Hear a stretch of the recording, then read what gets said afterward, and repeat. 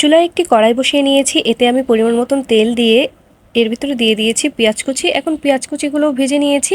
এখন এর ভিতরে আমি দিয়ে দিচ্ছি আদা রসুন বাটা। যে আদা রসুন বাটাগুলো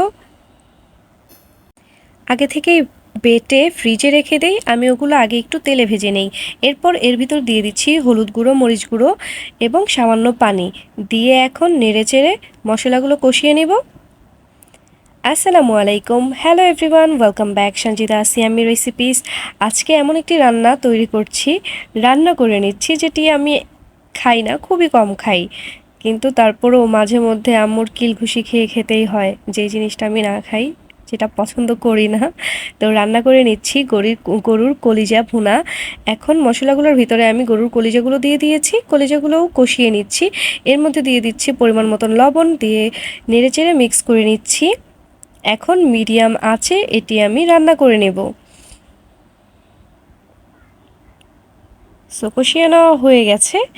এখন এর ভিতরে দিয়ে দিচ্ছি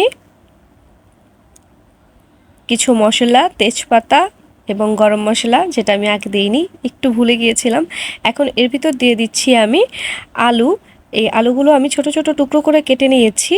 এখন আলুগুলো দিয়ে খুব ভালোভাবে নেড়েচেড়ে মিক্স করে নিচ্ছি, যাতে করে মশলার সাথে খুব ভালোভাবে মিক্স হয়ে যায়। এখন রান্না করে নেব, মিডিয়াম আঁচে রান্নাটি আমি করে নিচ্ছি। তো রান্না আমার একদমই হয়ে গেছে। এখন আমি দিয়ে দিচ্ছি হাতেই তৈরি আমাদের ঘরেরই একটি স্পেশাল মশলা, এটা দিয়ে খুব ভালোভাবে নেড়েচেড়ে নিচ্ছি, মিক্স করে নিচ্ছি। এখন 5 মিনিটের মধ্যেই চুলা থেকে নামিয়ে নিব।